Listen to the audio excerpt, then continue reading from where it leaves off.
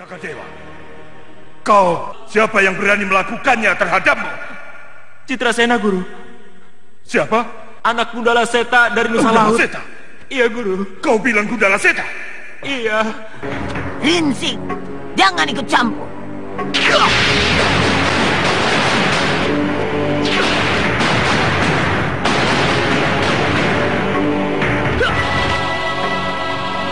Cemati amal rasuli. Gendawar, lihat, aku berhasil membantumu. Ayo, Mbak.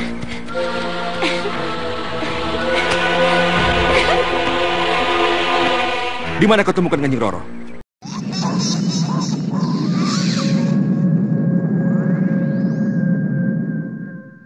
Panglima Kumbang bisa melukai kulitmu dengan senjatanya yang tidak seberapa. Mungkin aku sudah tidak sakti lagi, Nek. Kau tetap lelaki ladang jagat yang menjadi kebanggaanku. Kau lihat, orang yang terkena pedang pusaka ini bisa terbelah. Berarti kau masih tetap sakti mandraguna. Por Guru. Ada apa? Aku lihat Ayu Wulandari di Kadipaten Tegal, Guru. Dia datang bersama Gendowar dan Setiawati. Jadi dia sudah pulang ke rumahnya sendiri? Ya, Guru. Di awal episode ini, kita menuju pada Mak Lampir yang di saat itu sedang mendapatkan laporan dari salah seorang anak buahnya bahwa Ayu Wulandari atau perawan ontang-anting sudah pulang ke rumahnya di Kadipaten Tegal. Ia pun kini berencana untuk menculik gadis itu kembali.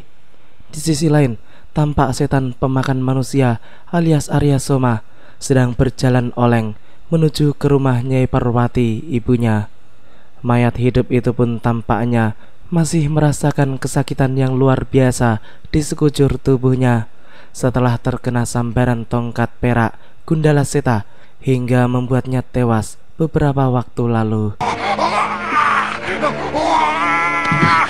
Arya Soma! Arya Soma, kau terluka. Kenapa, Nak? Soma,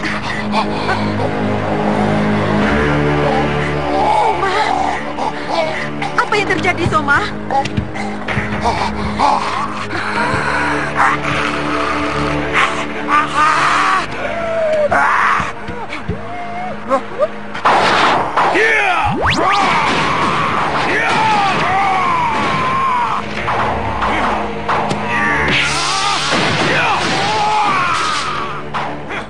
Nyai Parwati pun melihat dengan mata batinnya untuk mencari tahu siapa yang telah membuat anaknya menjadi sekarat seperti itu. Wanita tersebut pun mengetahui dari senjata yang dimiliki oleh lawan anaknya bahwa orang itu seperti pernah dikenalnya di dalam kitab Somala. Ia pun kemudian mengambil kitab tersebut dari wadahnya, lalu membuka lembaran demi lembaran yang menjelaskan tentang pemilik pusaka tongkat perak. Pendekar Nusa Laut, senjata tongkat perak yang mengandung racun. Bisa dilawan dengan ajian tombak pinayungan.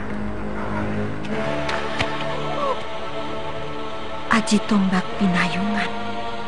Aku harus mempelajarinya. Aku harus bisa mengalahkan Gundala Seta. Kini kita menuju pada Mak Lampir dan Grandong yang di saat itu sedang berjalan berdua dan sepertinya mereka sedang terburu-buru. Tujuan mereka jelas, yaitu menuju Kadipaten Tegal untuk menculik Ayu Wulandari. Mendadak saja nenek setan itu pun berhenti dan mengatakan kepada Grandong bahwa mereka sebentar lagi akan sampai di Kadipaten Tegal. Mereka pun harus mencari jalan yang aman untuk masuk ke dalam wilayah Kadipaten yang pastinya tidak akan mudah karena dijaga dengan ketat. Grandong pun kemudian mengusulkan agar mereka menyamar. Mak Lampir pun tampak menyetujuinya. Ia pun kemudian menciptakan sebuah kereta kuda yang sangat bagus. Lalu kemudian ia dan Grandong menyamar seperti seorang demang dan wakilnya. Dengan demikian, maka tidak ada seorang pun yang akan mengenal mereka. Keduanya dengan percaya diri kini segera berangkat ke Kadipaten. Bagaimana, anakku?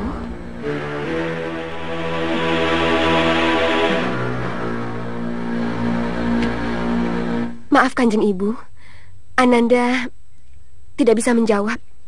Kenapa? Ananda belum siap untuk menikah dan berumah tangga. Belum siap? Iya Kanjeng Ibu, Ananda belum dewasa untuk menikah dan berumah tangga. Ananda belum berhasil mewujudkan cita-cita. Anak gadis usiamu itu sudah menikah dan punya anak. Ananda mengerti, tapi cita-citamu apa? Ananda ingin berkelana ke seluruh pelosok negeri untuk menambah pengetahuan dan pengalaman. Ananda ingin menegakkan kebenaran dan keadilan. Membela yang lemah dan tertindas. Saat ini, Kadipaten memerlukan pendekar-pendekar yang tangguh, yang siap berkorban untuk bersama-sama menumpas makhluk penghisap darah yang telah lama mengganggu ketentraman hidup penduduk di Kadipaten ini, Bu. Nanda ingin sekali membantu mereka.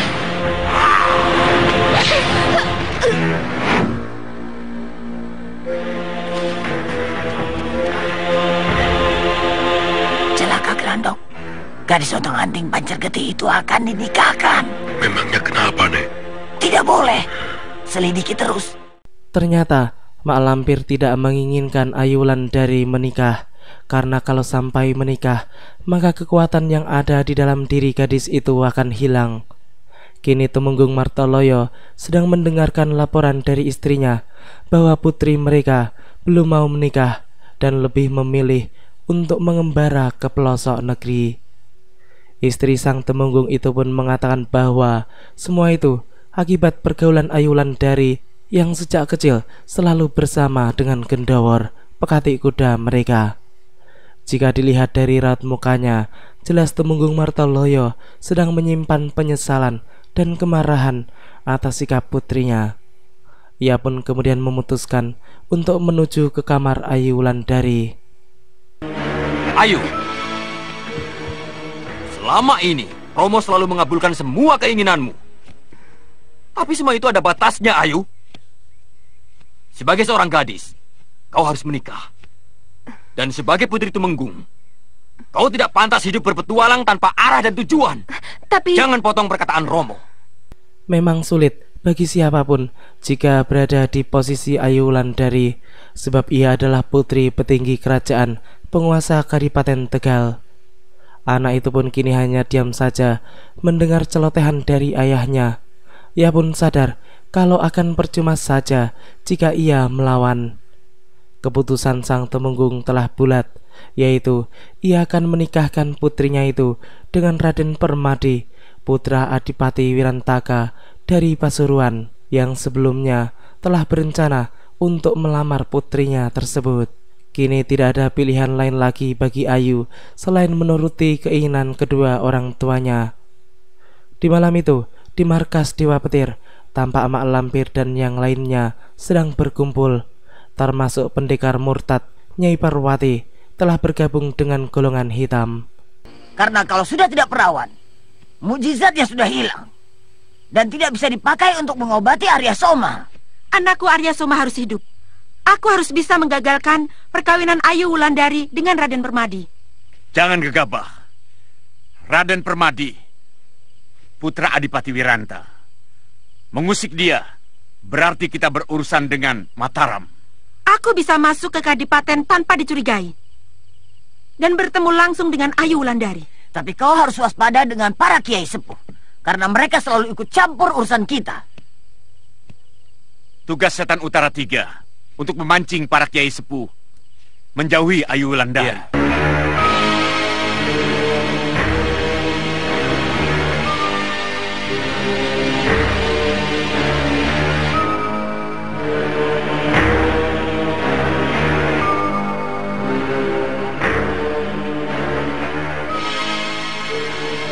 Ini malam terakhir dari waktu yang diberikan Tumenggung Martoloyo kepada kita untuk mencari Ayu Wulandari. Saya sudah minta tolong pada Kalagondang untuk mencari Ayu Wulandari. Ternyata Ayu Wulandari kini telah diculik oleh Mak Lampir dan Grandong yang menyamar sebagai Maesa dan Blotong, dan para kiai ditugaskan oleh Tumenggung Martoloyo untuk mencari Maesa yang telah menculik putrinya. Kiai Jamas pun mengatakan kepada Kiai Ageng Sebayu bahwa sebaiknya mereka menunggu dulu kabar dari Kalagondang tentang keberadaan Maesa dan Ayu Wulandari. Sedangkan di tempat itu juga ada Sekar Arum yang sedang bersama kedua kiai tersebut. Putri Adipati Rembang itu pun kemudian menutup jendelanya lalu mendekati Kiai Jamas dan Kiai Ageng Sebayu. Ia pun mengatakan bahwa kasihan Maesa, dan kalau sampai pemuda itu dihukum karena kesalahan yang tidak dilakukannya, maka Sekar Arum akan turun tangan. Apakah Kakang yakin penculik Ayu itu Mahesa? Sebenarnya aku sendiri tidak yakin, tapi banyak saksi mata yang melihatnya. Aku khawatir persoalannya akan meluas sampai ke Telatah Mataram, Kakang. Itulah yang kupikirkan. Hal ini bisa menyebabkan bentrok antara Kakang Adipati Wirantaka dengan Sembara. Ayu, di mana kamu sekarang? Selama ini kita selalu menolong orang tanpa menghiraukan keselamatan kita sendiri. Tapi apa hasilnya? Kita malah dituduh menculik Ayu Wulandari, dan kita akan dijebloskan ke dalam penjara.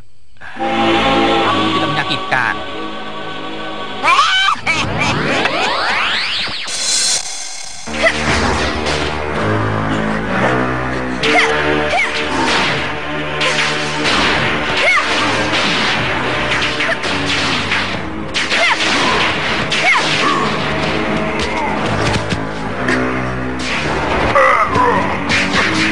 Hatiku sakit sekali. Beruntung tampaknya Ayu Wulandari diselamatkan oleh pengemis tangan 1000. Kini kita menuju pada Raden Sutejo yang di saat itu sedang bersama dengan Dewa Petir dan Setan Utara 3. Pemuda itu pun tampak kesal dan marah mengingat dirinya pernah dipermalukan oleh Sekar Arum dan dihina sebagai pecundang. Dewa Petir pun memanas-manasi pemuda itu agar ia menjadi lebih benci lagi kepada Maesa dan Sekar Arum. Pemuda itu pun mengatakan bahwa ia sudah pernah mencoba memaksa Sekar Arum untuk menikah dengannya, namun wanita itu melawan dan dirinya dapat dikalahkan. Dewa Petir pun merasa kaget mendengar pernyataan dari murid Mak Lampir tersebut. Ia pun mengatakan bahwa hal itu sangat memalukan dan Raden Sutejo pun harus membalasnya. Ia pun kemudian mengatakan bahwa ia akan membalaskan dendam Raden Sutejo kepada Maesa dan akan membawa Sekar Arum ke hadapannya. Kini kita menuju pada Maesa dan Blotong yang di saat itu sedang berada di Kadipaten Tegal untuk menunggu keputusan dari Temenggung Martoloyo apakah mereka bersalah ataukah tidak. Ayo Maesa, kita kabur dari sini. Jangan. Akan aku hadapi perkara ini dengan taruhan nyawa. Kalau kita keluar dari sini, kita bisa menemukan secepatnya Ayu Wulandari. Atau menangkap orang yang memfitnah kita. Bisa juga sebaliknya. Kita jadi buronan. Bukannya mencari Ayu Wulandari, malahan lari ke sana, ke sini, menghindari kejaran orang-orang. Di hari itu, tampak Ayu Wulandari yang sedang berkuda sendirian.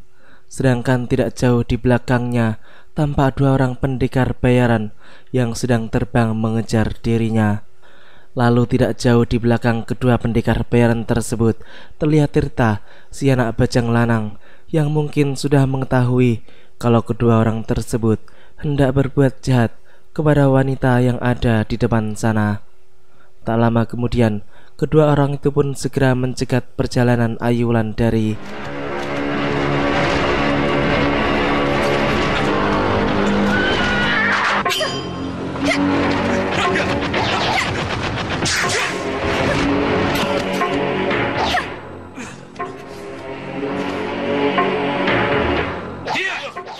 Keduanya pun langsung terhempas dan terjatuh setelah terkena tendangan keras gadis tersebut.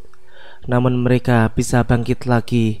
Lalu mereka pun segera menyerang murid Gendowar itu dengan bersungguh-sungguh. Keduanya langsung mengeluarkan pedang mereka untuk menggempur Ayu Wulandari. Gadis itu pun tidak mau kalah. Ia pun menunjukkan bahwa dirinya mampu menghadapi kedua pendekar bayaran tersebut. Pedang di tangannya berkelebat cepat menangkis sabetan pedang kedua lawannya. Akan tetapi, lama-kelamaan gerakan gadis itu menjadi semakin lamban dan lemah, sehingga membuat kedua lawannya mampu menyarangkan tendangannya dengan telak. Tubuh Ayu Wulandari pun terbanting ke tanah, namun kemudian ia bisa bangkit kembali dan mengeluarkan cambuk andalannya untuk menghadapi kedua lawannya.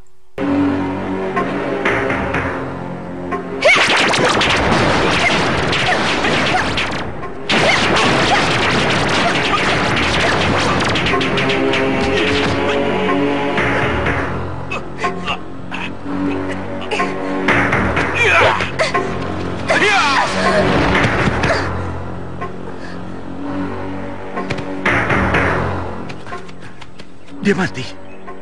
Tidak tahu. Cuma pingsan. Kedua orang itu ternyata adalah para pendekar suruhan Temenggung Martoloyo untuk mendapatkan Ayu Wulandari. Namun kini keduanya pun tampak berselisih paham. Yang satunya ingin segera menyerahkan gadis itu kepada sang Temenggung agar segera mendapatkan hadiah yang besar. Sedangkan yang satunya lagi ingin membawa Ayu menuju ke markasnya, sebab ia merasa bahwa harga gadis itu sangat mahal dan tidak mungkin mereka bisa menemukan gadis seperti itu di tempat lain. Akan tetapi sebelum mereka melakukan sesuatu, kini mendadak muncullah Tirta di tempat tersebut.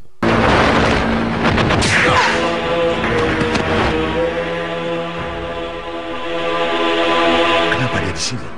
Kita harus hati-hati. Iya. Kalian benar-benar penjahat. Ya, kami memang penjahat. Kau mau apa? Lepaskan gadis ini. Kau jangan ikut campur, Jaka Lelana. Aku tidak akan ikut campur kalau kalian membebaskan gadis ini. Kurang ajar.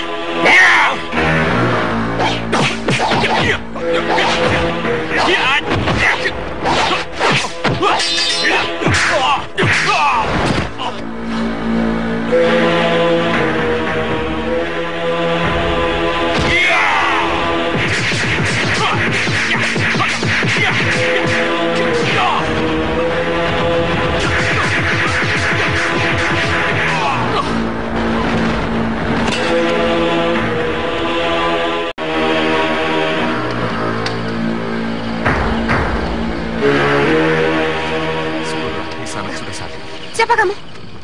Sabar Nisanak, aku bukan musuh. Di mana kedua penjahat itu? Mereka sudah tewas. Aku terpaksa membunuh mereka. Apa kau salah seorang pemburu hadiah yang disuruh Kanjeng Romo untuk mencari aku? Bukan, aku hanya pengembara yang kebetulan melihat kejadian yang menimpamu itu. Awalnya Ayu Wulandari mencurigai Tirta, namun kemudian ia pun menjadi mengerti setelah mendengar penjelasan pemuda tersebut. Mereka berdua pun saling berkenalan. Tirta pun memperkenalkan dirinya yang bernama Jaka Lelana. Namun ketika ditanya dari mana asalnya, pemuda itu pun mengatakan bahwa dirinya hanyalah pengembara yang tidak mengetahui dari mana asalnya. Ayu pun kemudian mengatakan bahwa pemuda itu mirip dengan Maesa, anak sembara yang senang dengan petualangan. Di sisi lain, tampak Maesa dan Blotong yang di saat itu masih berada di sebuah ruangan khusus di Kadipaten Tegal untuk menunggu keputusan dari Temenggung Martoloyo. Blotong pun mengajak sahabatnya itu untuk kabur dari tempat tersebut sebelum mereka dipenjarakan malam nanti. Sedangkan Maesa sendiri merasa sudah terlanjur berada di tempat itu dan ia tidak ingin menjadi buronan Kadipaten karena telah melarikan diri. Blotong tampak kesal karena ajakannya diabaikan oleh Maesa. Aku harus pulang. Kasihan, ayah dan ibuku pasti cemas memikirkan aku. Ya, dan kamu harus menjelaskan bahwa yang menculik kamu adalah Mak Lampir, bukan Mahesa. Kamu ikut ke Tegal ya? Aku butuh teman dalam perjalanan. Mak Lampir? Perawan Ontang-Anting dan Bajang Lanang, semuanya berkumpul di sini. Nenek jahat, kau sengaja menyamar menjadi Mahesa untuk menculik aku. Dasar lampir peot, kini ia pun muncul untuk menangkap Tirta dan Ayu Wulandari. karena keduanya kini sudah bersatu dan mereka adalah anak bajang lanang dan perawan ontang-anting yang sedang dicari-cari olehnya. Gadis itu pun tampak kesal dan marah. Ia pun hendak menyerang si lampir. Akan tetapi Tirta pun mencegahnya. Ia pun kemudian menyuruh Ayu Wulandari untuk pergi menyelamatkan diri, sedangkan dirinya sendiri yang akan menghadapi nenek setan tersebut. Murid sepasang pendekar naga angkasa itu pun kini mendekati Mak Lampir yang tampak masih menanti apa yang akan dilakukan olehnya. Ia pun kemudian menyuruh Ayu untuk pergi selagi masih ada kesempatan. Ayu pun menuruti kemauan Tirta, namun dirinya tidak pergi jauh. Ia hanya bersembunyi saja di sekitar tempat itu, sebab ia juga tidak tega meninggalkan Tirta sendirian dalam keadaan bahaya.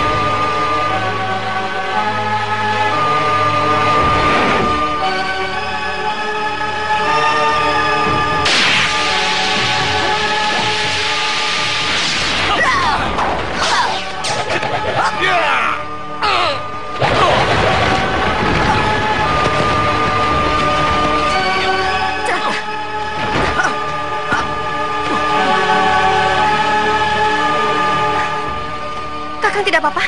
Tidak apa-apa. Jangan hiraukan aku. Cepat pergi. Cepat pergi. Biar aku yang menghadapi Mak Lampir.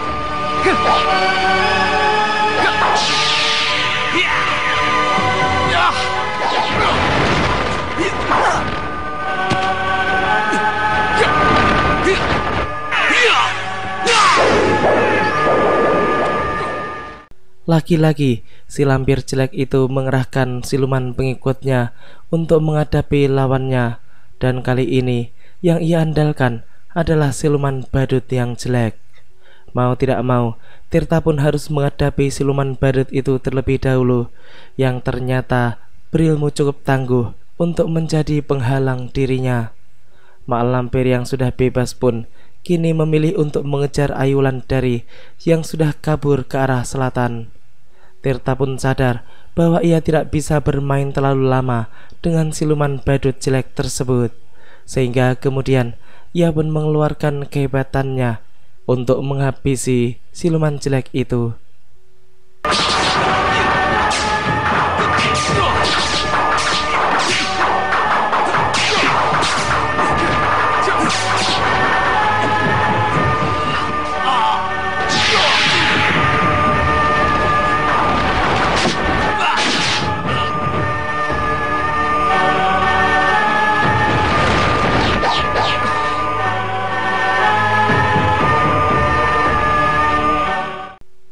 Hari pun sudah pagi dan Ayu Wulandari masih berlari menjauhi Mak Lampir.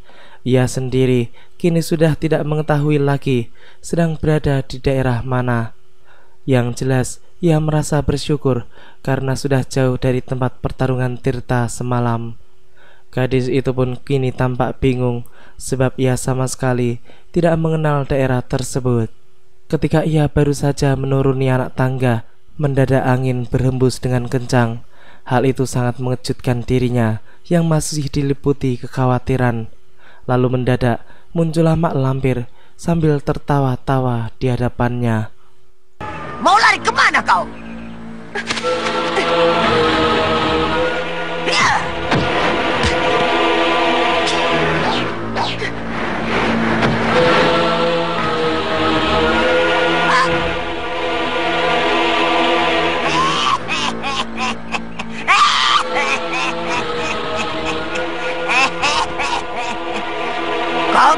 lolos dari tanganku.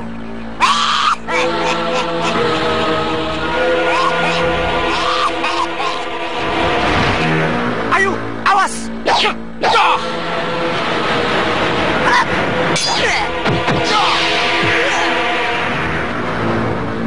Ayo, coba lari!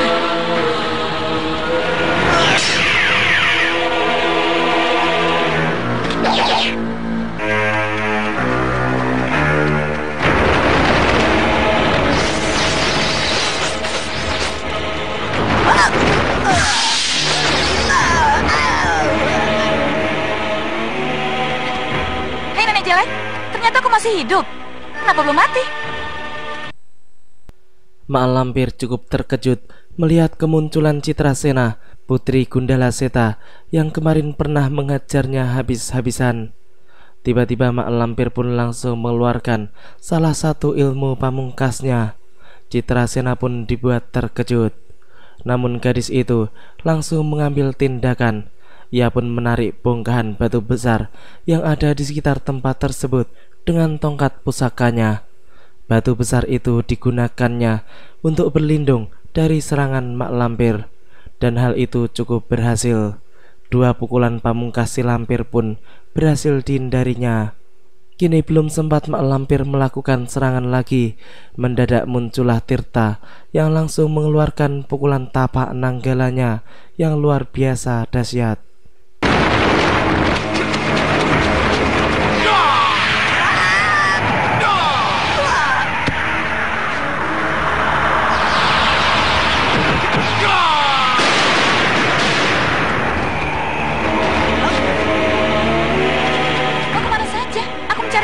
Kenapa kau ada di sini? Tuh, si nenek jelek itu. Anak ingusan ini mau mengeroyok aku. Hei nenek jelek, aku bukan anak ingusan lagi. Jaka, ayo kita gebuk nenek yang tidak tahu diri ini.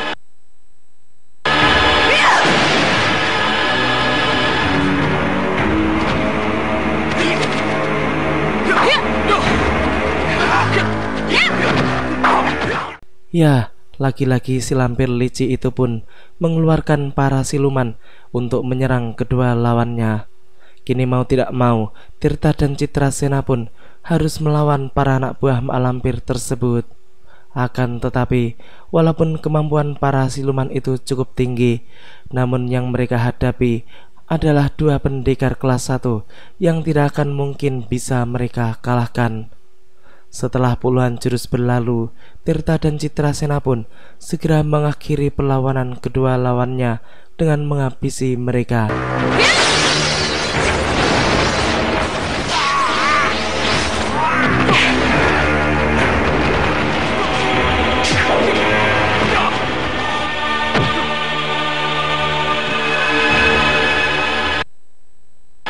Kalau begini terus aku bisa celaka.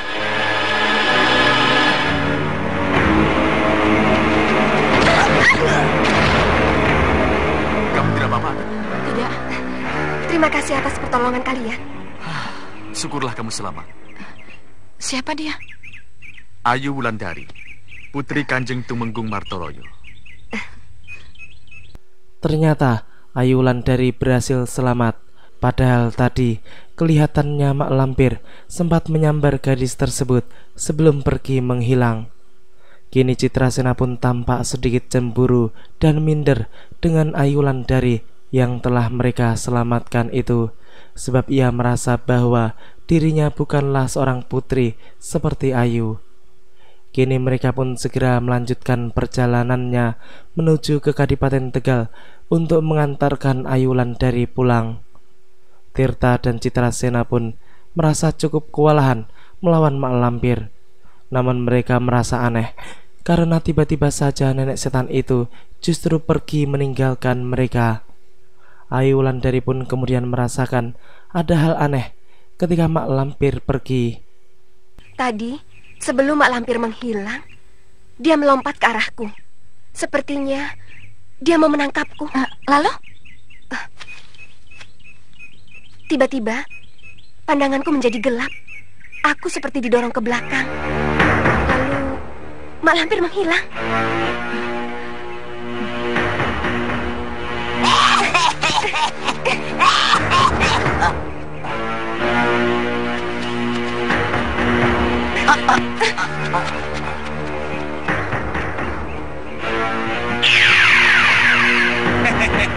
Kau kalau kondak.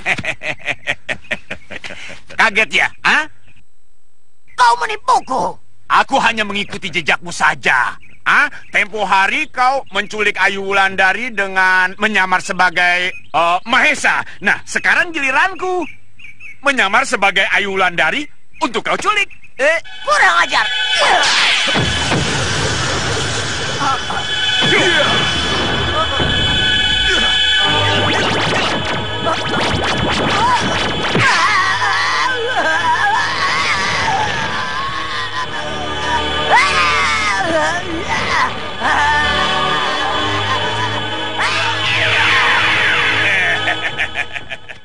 Akhirnya, mak lampir jelek muka codet itu berhasil dihajar oleh Kiai Jamas, Kiai Ageng Sebayu, dan Kalak Gondang, sehingga gabungan ilmu ketiganya membuat nenek setan itu tewas.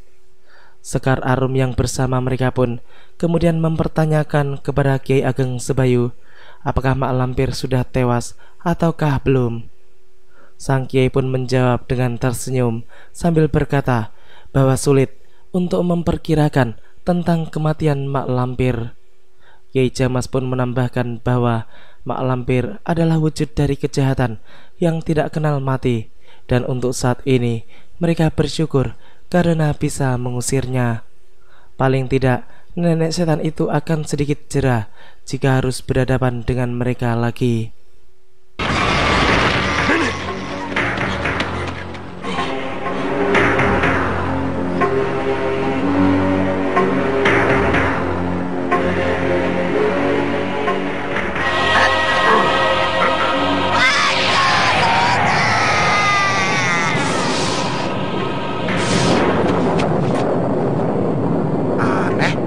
Panas terik begini, kok ada geledek?